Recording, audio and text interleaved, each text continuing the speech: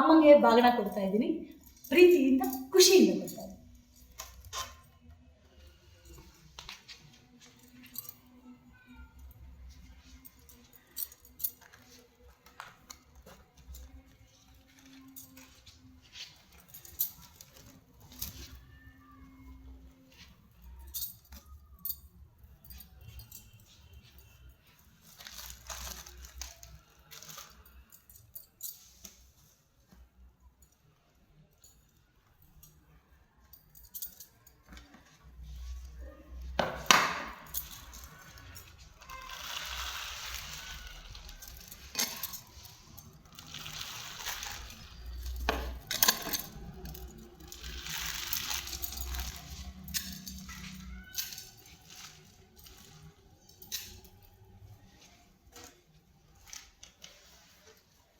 Thank you Shashikala. ಹಾಗೆ ಇನ್ನು ರಾಖಿ ಒಂದು ಬಾಟಲ್ ಇದೆ, ಹಾಗೆ ಕಟ್ಬಿಡ್ತೀನಿ.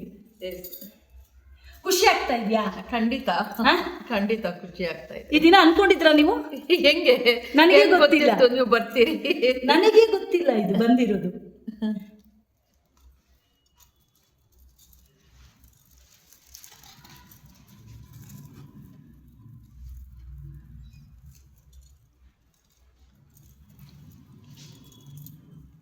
ರಾಖಿ ಹಬ್ಬ ಆಲ್ರೆಡಿ ಆಗಿದೆ, ಇರಲಿ, ಯಾವತ್ತು ಕಟ್ಟಿದ್ರು ರಾಖಿನೇ.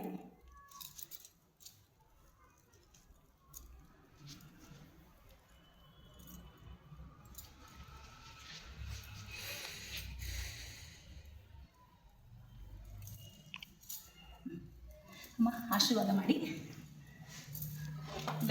ದೇವ್ರು ಒಳ್ಳೇದು ಮಾಡಲಿ. ಅದಕ್ಕೆ ಶೇಕ್ ಹ್ಯಾಂಡ್ ಮಾಡಿ ಸಾಕು, ಶೇಕ್ ಹ್ಯಾಂಡ್ ಮಾಡಿ ಸಾಕು. ಒಂದು ಖುಷಿ, ಅಮ್ಮಂಗೆ ಉದ್ಘಾಟನೆ ಮಾಡೋದು ಬರ್ತಾ ಇರೋದು ಈ ಮೊದಲಕ್ಕೆ ತುಂಬುದಂಗೆ ಖುಷಿಯಾಗಿ ಎಲ್ಲ ಒಳ್ಳೇದಾಗಿ ನೆರವೇರಲಿ. ಈ ಸಲ ದಸರಾ ತುಂಬ ಖುಷಿಯಾಗಿ ಬಂದಿರೋರೆಲ್ಲ ಆರೋಗ್ಯವಾಗಿ ಕ್ಷೇಮವಾಗಿ ಅವ್ರವ್ರ ಮನೆಗೆ ಹೋಗಲಿ, ಒಳ್ಳೆ ರೀತಿಯಲ್ಲಿ ನೆರವೇರಲಿ ಅನ್ನೋದೇ ಖುಷಿ.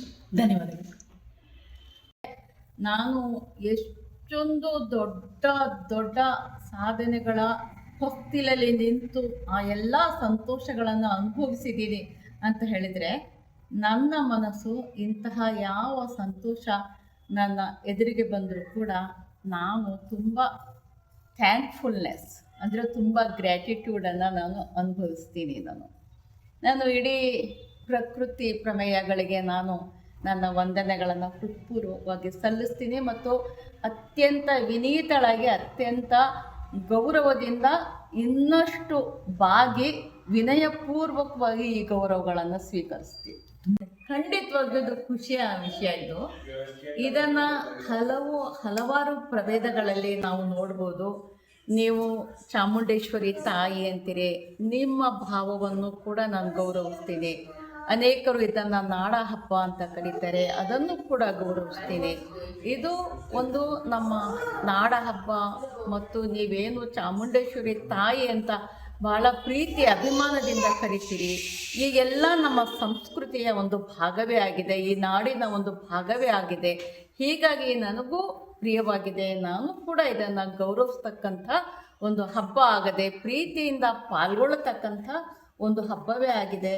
ಬಾಲ್ಯದಿಂದಲೂ ನಾನು ಯಾವತ್ತಿಗೂ ಕೂಡ ನನ್ನ ತಂದೆ ತಾಯಿಯರ ಜೊತೆಯಲ್ಲಿ ಜಂಬೂ ಸವಾರಿ ನೋಡಲಿಕ್ಕೆ ಹೋಗ್ತಾನೆ ಇದ್ದೆ ನಾನು. ಆದರೆ ಈ ಸಾರಿ ಈ ದಸರಾ ಉದ್ಘಾಟನೆಯ ಸಂದರ್ಭದ ಆಹ್ವಾನವೇ ನನಗೆ ಬಂದಿದೆ.